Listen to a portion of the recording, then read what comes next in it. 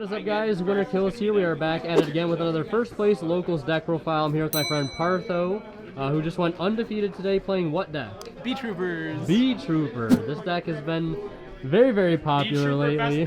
Beetrooper, sure, whatever. But let's go ahead and see your deck list, man. Alright, sounds good. So the first card here is a deck that, card that most people don't play, Galaxy Worms. It's just an extra insect extender. It's a +1, so by itself it goes into Armor Horn, which is the main Link 2 play. So a lot of people don't play it because they value other things, but I just like it. So it summons another copy of itself, basically, on normal summon. Okay. But you have to control no other monsters, so it's a worse Scout Buggy. Gotcha. Next we can get into like the Battle Loss package, which is another extender. This is probably arguably like the best normal summon in the entire deck right now because it fetches you another card that you can special summon to also go into Armor Horn, but it's also there engraved, so if you revive it later on, like on your opponent's turn, you get a search there, and it acts as a negate because you contribute another insect to target one monster they control and negates effects till the end phase. So it's very good. It's probably the best normal summon right now. And then Twin Bow goes along with it. This you can special summon from your hand at any point. It is a regular ignition effect. It can attack twice every battle phase, but once you special summon it by its own effect, you're locked into insects from the extra deck for the rest of the turn. Okay. So you can't go into Zeus or Access Kotak or anything like that. But it's pretty good, and it does come up the double attack because it's like 2k damage by itself, so it can be important for a game. Absolutely. Everyone's favorite boy, pin the bullseye. The 200 damage is actually very relevant in things like time. So it is very good, and then it needs another insect to summon itself, but you can special summon it for free basically. This Twin Bow, you actually don't need another insect to special summon with it, so it's in some ways better, but it does lock you. So that's almost all of the Battle Loss package. The next card is actually my favorite card of the package.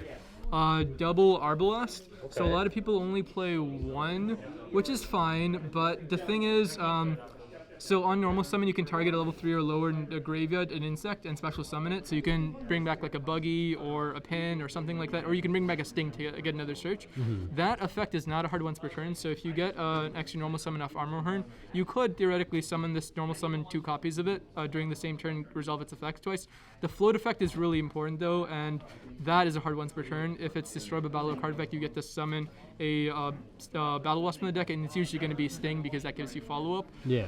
It is relevant in certain cases, like let's say you somehow out a window and you can't kill them for whatever reason. If you can like crash Arbalest and summon the Sting, get a search, main phase 2 you can summon another Battle Wasp, and if they summon another window somehow, you have a negate for it right there. Okay. So it can come up, and I do just like it for follow-up, so if you banish it, you still have another copy of it. Gotcha. I think it's worth it, but a lot of people just play one because, like I said, it's sometimes you have to have Grave set up for it, but it is really good. Okay. And then we can go into the Beetrooper stuff. So the 3 Sting Lancer, really great card. It functions as basically a hand trap, but you need an insect in your graveyard and a monster in your opponent's graveyard, and you can, as quick effect during the main phase, put both to the bottom of the deck and summon it. And then with normal special summon, you get to add a Beetrooper spell trap from your deck to your hand.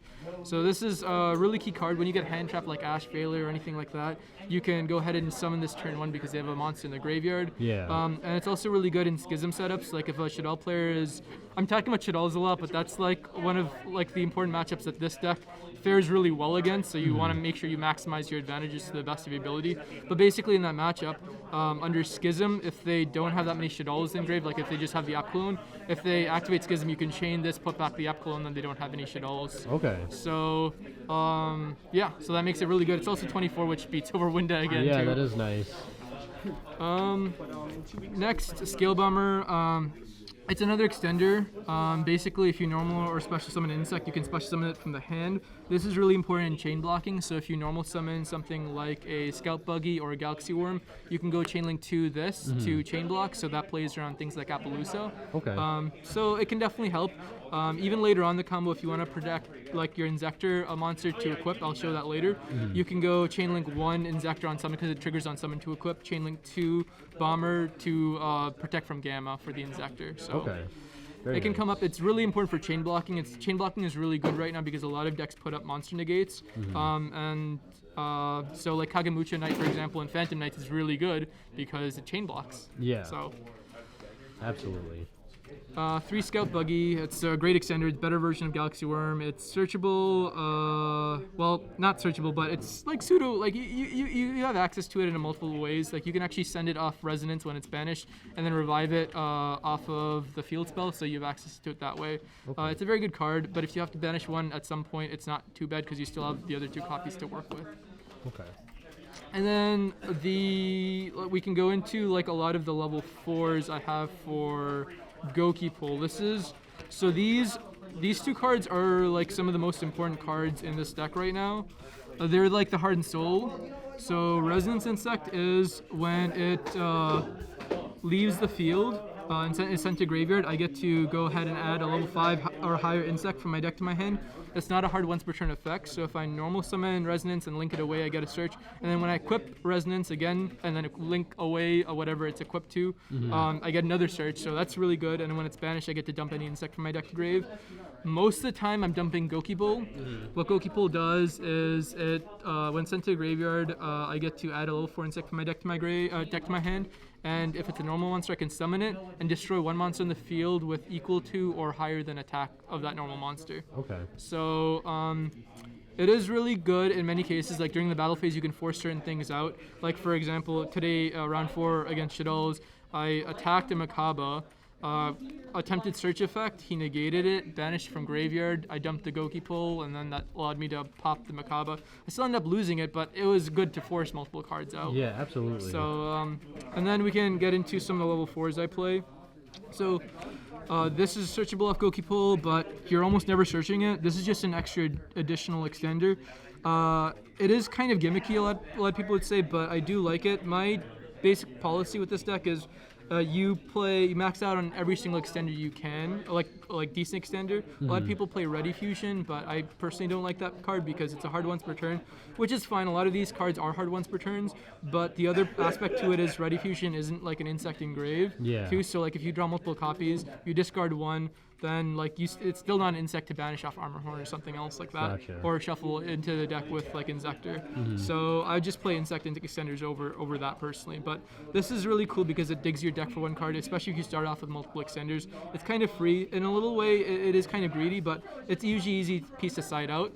It can be very strong though, like if someone makes Appaloosa on you and you summon this, it's really good because they're not going to negate with Appaloosa, you can just use it again. Yeah, it's for sure. 1800, so if they negate once, if the 3 material Appaloosa, you can go ahead and kill it. And it lets you make potentially like a Phoenix play underneath the Appaloosa, so that's co-linked, it'd get you a draw, and potentially you can chain block like a Goki Pull and Resonance. Okay. So it's just a pretty strong card, but it is always like sided out games 2 and 3. Okay, gotcha. And then the other 2 level 4s are Retaliating Sea and Killer Needle. Killer Needle. Yeah, so Retaliating Sea is really good in matchups like Prank Kids or Shaddolls because its effect reads, if your opponent would special summon a monster with a spell effect, you can special summon it from your hand. And then while it's on the field like that, it's a Macrocosmos for both players, so keep that in mind, it is for both players. It's a really strong card because it makes Shaddol Fusion basically like a huge neg. Well, not a super neg, but like it's still really, really bad. And you can even stop like the Alistair loop with this card because Invocation would be banished too. Yeah. I side into more copies of this, games 2 and 3, depending on the matchup, but it's not good in every matchup. The other effect of this is also really relevant. It floats. It lets you add any level 4, any Earth insect with 1500 or less attack when it's sent from the field to the graveyard. So you can add Resonance Insect, you can add Goki Pull, and if like Maxi were legal, I guess you could add Maxi or even Contact Sea. True.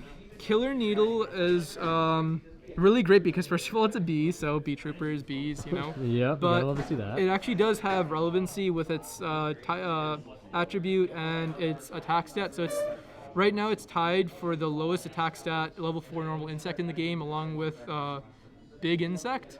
I think the main difference though is Big Insect has higher defense, so some people like it more. But Big Insect is Earth, this is Wind, so Barrier Statue has been seeing not a lot of play, but it does come up every now and then. So you can, under Barrier Statue, you can crash this. You can even crash under, you can crash Barrier Statue with this, but if Barrier Statue doesn't die, you can still resolve the summon to summon this and pop Barrier Statue. It's going to be more relevant when Flender comes out, so I think the Wind attribute is a lot better than the Earth one in this case. Okay. And then just 2 other extenders. The Aztekapede, most people don't really search it, but it is a nice extra extender to have. It's not really too important though. This is really important because it does trigger your Resonance Insect if you really need to search for the Retaliating Sea in your matchups. You don't have to force it all the time, but if you know you need the Retaliating Sea, sometimes you do need to go through the Doomdozer line. Okay, gotcha. And then the last 5 cards are pretty generic.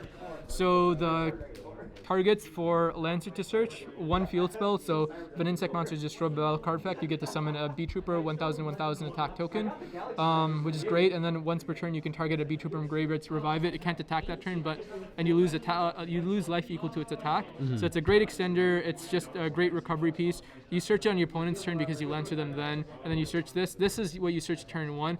It's also really great. It only negates monsters. It's a counter trap. And you need to control a Beetrooper for it, but if you control an insect with 3,000 or more attack, you can reset itself during your turn. You can only use 1 effect per turn, so if you negate on your turn, you can't reset it that same turn. Okay. It does come up, though, sometimes where I've gone Inzektor Pico, equipped to Doomdozer, increase its attack by 500, and during the end phase, I can reset this. Okay. So it does come up every now and then. Even if you don't have like a big Atlas on field, you can get this back. And then the 3 droplets, I think it's one of the best cards right now in the game. Yeah, it's one of my favorite. crazy. Yeah, it's one of my favorite cards. It definitely helped me win a lot of games. This deck, I don't main deck any hand traps outside of the 1 Retaliating Sea. The whole logic again is just you try to push. Yeah. That's generally my thought process with a lot of decks. And the thing is, if you try to trade 1-for-1s with a lot of decks that have one card combos like Tri-Brigade, for example, or even the normal summon Alistair stuff, you just can't keep up with them as much. You can argue, you can draw an extender and stuff like that, but it doesn't make sense to keep trying to trade 1-for-1s with those decks as much, in my opinion. Okay. But hand traps are pretty good, but I just opted for droplets instead. Gotcha. So do you want to see the extra or the side first? Oh, we'll go for the extra deck. Sure. And that's a 40 card main deck? Yes, 40 Alright. cards exactly. Gotta love to see it. Yep. Basically 3 of in my opinion, every good insect extender, and then droplets basically. Gotcha. So I guess we can start with the main bread and butter stuff. So 3 Armor Horn. So you need any 2 insects to make it. Once per turn as an activated effect, you can gain an extra normal summon. And then if it's in a graveyard, you can banish 3 other insects, summon it, but it's banished when it leaves the field. This is your main play that you'll usually summon out first, and then you'll make the Inzektor underneath it. And then it's follow-up, or it's an extra negate because you can make Seraphim with this. And then that can revive something like Sting, the poison. But I'll get into that later. Okay. But this is one of the main pieces in the deck, and oftentimes this does come up quite a bit where the 3rd copy is very relevant. Okay. So I play 3 copies of it. It's very heavy on the insects in the extra deck. The other big piece is the Inzektor Pico. This card is amazing. On summon, you can discard a card to target one other insect, so it can't target itself. One other insect you control, equip an insect from deck to it, and it gains 500 attack and defense while equipped. And then once per turn, you can shuffle 3 insects from the deck, from the grave into the deck, and draw 1. That is amazing because what that does is, first of all, you equip Resonance from the deck to it. That gives you free add later, and then you get to shuffle 3, draw 1. That's another add. And then in grave later, you can use Armor Horn to trigger Resonance potentially, or you can use Doomdoze or something like that. And that gets you Goki Pull. That gets you another search. So that gets you a lot of pluses, mainly through Inzektor access. Gotcha. Otherwise, you have to hard draw the Resonance. So this card is really good. It helps in the grind game. You can shuffle back other copies of yourself. It's really good. So mandatory 3 of in your opinion? No, I can see the logic for 2, but honestly, the 3rd one has come up for me a lot. The 3rd one of both of these have come up for me a lot. It is debatable, but so the only thing that locks you from the extra deck into summoning only insects is Twin Bow from the main deck. But all of the Armor Horn, Scout Buggy, and Atlas, all while they're on the field, they lock you into summoning insects while they're on the field. Kind of like the Guard Dragons? Yes. Okay. Yes, kind of like the Guard Dragons. And then the other big insect before Atlas is Seraphim. So this card's really cool. It's you can make it with any 2 monsters with different names. It comes up quite a bit because you can make it with a nib token. That's usually my follow-up play when they nib me. And you can make it with like this that you revive. So that's great, and you can also make it with Phoenix, which is what I play as well, and another insect to link climb. And then you can easily go into access code talker that way. Okay. So I play 2 copies of it because one sometimes you use as an interrupt, and then other times you're using the other copy to go into access code. Okay. And then I play the 2 Atlas. So you're usually not summoning the 3rd one ever. The 2nd one does come up quite a bit. You can revive it from grave. If it has 3,000 or less attack and is link summoned, it's immune to targeting or card effect destruction, which is really good. But if you revive it off the field spell, then it won't be immune, and if it boosts itself, it won't be immune anymore either. Okay. So it has 2 effects. Well, one effect, you can either tribute an insect to gain 2,000 attack till the end phase, or tribute an insect to special summon a Beetrooper from the deck. It's definitely one of the things you want to end with on. It's really hard for people to, like, it's not super hard for people to out, but the thing is, they can't kill you as easily. Yeah. So, like, in the Tri-Brigade matchup, for example, if they go into the Access Code Talker line, and you know that they have enough extenders to get there, you might even want to, instead of negating their banish, like one of their main deck monsters that banish, you might want to negate their Link 4, which has a non-targeting banish instead, because it makes them a lot hard to kill you through this, because if they can't banish this, they'll have to like attack over with access code or something, and then they have to put a lot more damage on board to maybe get you another turn. So yeah, it's pretty good. And then we have Phoenix.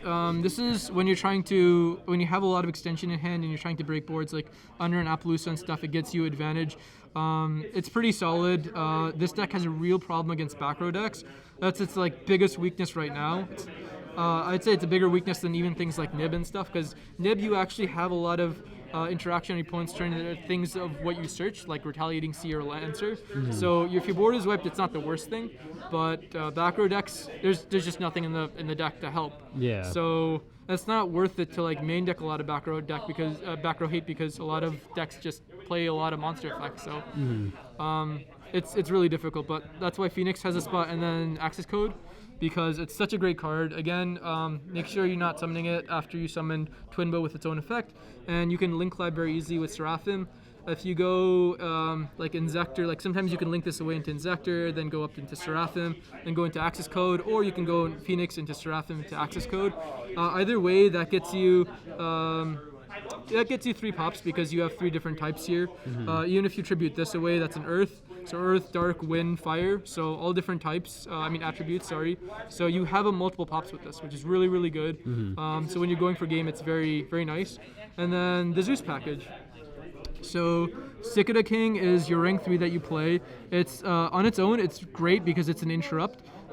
If your opponent when your opponent activates a monster effect on field, you can detach a material, target that monster, negate its effects till the end of the phase, and then you can change its own battle position to trigger its second effect to special summon an insect from your hand or graveyard in defense position. Okay. So that's really good. You can revive Sting the Poison for an extra negate off of that. But you can also just attack into their Xyz, and then make this, and then Downward Zeus, and that gets you 2 Zeus wipes. So in simplified game states, like if you droplets the board, you have to droplets like send 2 or 3. You might want to just go into this and then go into Zeus. You can even go Atlas and link climb and like get your searches off Inzector and all that, and then tribute Atlas to summon Scout Buggy Xyz with 2 Scout Buggies, and then attack and then go into Downward Zeus. Okay. So you can still, like, even if you go the Atlas line, you can still get this if you want the searches off of the Resonance and Inzectors. So yep, that's a 15 card extra deck. It's again very heavy on the insects, but I think it's really relevant because a lot of things on field do restrict you, so you do want to have things to link into, otherwise you'd just be stuck. Gotcha. And now we'll see the side deck. Okay, sounds good. So my worst matchup, again, like I said, is against like any back row deck. It's really, really tricky to play through those. So maining 3 evenly matched, which is really, really, really good in some matchups. It's really good against, like, for example, Phantom Knights. It's pretty good against like Virtual Worlds, because like either they keep like a Chuche or like or a Crystal Wing, or like it's just one thing at least you have to deal with. It's not like 2 or 3 things. It's not like the Shen Banish. Yeah. So I think it's really, really cool. And then the 3 twin. Some people say Lightning Storm, but Twin is really good against your dolls. And like, if you're running into a lot of dolls, I think you definitely want to play this. Even Prank Kids, it's really good against over the Lightning Storm. And then the one Duster. So 7 cards against back row. And then if you have trouble with like monster removal, you have the Kaiju package here. So the thought process behind this is, first of all, there's a kaiju, 3 different kaijus. So if you draw 2 of them, you can still kaiju your opponent and then guarantee yourself 1 insect on field. You can slumber their field or discard it off Insector and then get an extra +1 the next turn. So that's really nice. But basically any 2 of these cards still gets you something. Okay. So yep, that's the thought process behind that. And then the last couple of cards are pretty simple. 2 Retaliating Sea because I only main deck the 1. And, you know, certain matchups you really want to have it. The float effect is also not a hard once per turn either. So if you have multiple Retaliating Seas for whatever reason, they'll still all trigger to search. But just remember, it won't have the banish effect unless it's summoned by its own effect. But it'll still like float for you. And then the 1 Contact Sea, because I find that it's really a lot worse than I thought it was. In Tri-Brigade, if you draw it too late, they don't even care because they just like this doesn't stop their banishing to special summon. Yeah. So they just banish special, and then at that point you just didn't do anything and went -1. Yeah. So just 1 copy, but it's pretty decent in some matchups like against Burning Abyss and some other decks. But the 2 Retaliating Sea and then the last card is just Imperial Order. Honestly, should be banned. Yeah. It's just a really stupid card. It wins duels on its own, but it's just the one of. I don't think I drew it a single time today, so it didn't really matter, but it's just really strong. Okay, gotcha. All right, so what were your matchups today? Yeah, so let's see here. Round 1. So yeah, I played against a Blue Eyes player actually. So he didn't have like the most competitive deck, but he was a pretty cool guy. He just didn't know what the Beetrooper stuff did, so it took a long time. Game 1 was pretty, it wasn't too complicated. I went first, I was able to establish the board. Game 2, I think he just kind of bricked a little bit, and then it was getting close to time because Game 1 took like a really long time because he had to read everything. But the Pin the Needles effect twice, even though I didn't go into battle, just ended up winning. So Nice. Nice couple burn for 200. Yep, just Very do it nice. twice and you win. And then round 2 was against Phantom Knights. Okay. That matchup can be very tricky if you go second, especially with the main deck. You can still play through it depending on what they do, and if they misplay, like if you know this deck really well and they misplay a little bit, you can catch them on it and you can like Zeus send wipe their field, and if they don't kill you, then you have a chance to get back in. Gotcha. But you'd have to like draw some conjunction of like droplets and some way of like chain blocking. So it's a very uphill battle as long as they don't brick. But game 1, I managed to go first, win the die roll, so that was really, really good. I established a field with a very simple field, actually, just a counter trap, Lancer, and then I had a Retaliating Sea in hand. I think I knew my opponent was on Phantom Knights, but I still had the Sea just in case, because I know some people play like Italy or anything like that. So he goes and normal summons the tour guide. I use a counter trap to negate. He didn't have Kagabuchi Knight, otherwise he would have obviously chain blocked because I just wanted to remove the 3 on field. That was good. And then he used the equip spell. And then I chained the Retaliating Sea and then chained Lancer. So his tour guide was gone from grave, so he couldn't equip, and then the Sea was on field, so he couldn't even use droplets to send for cost because you need to be able to send to graveyard. So that just shut game 1. Game 2, my opponent opened, didn't like go all in, but like he opened really, really well. Well enough to do a standard turn 1 board. So it's not like that's how he builds his deck. He builds it very well, played really well. I think he ended on double Fogblade, IP, and Appaloosa or F-Zero, one of the 2. Okay. And I opened double evenly matched one evenly matched double droplets. Oh my goodness. And Goki Pole, Pin, and Lancer. And that was enough to, I even lead him, he kept his Appaloosa, it was Appaloosa. And then I normal summon Goki Pole, special summon Pin. He tried to negate, I just chain droplets, send droplets.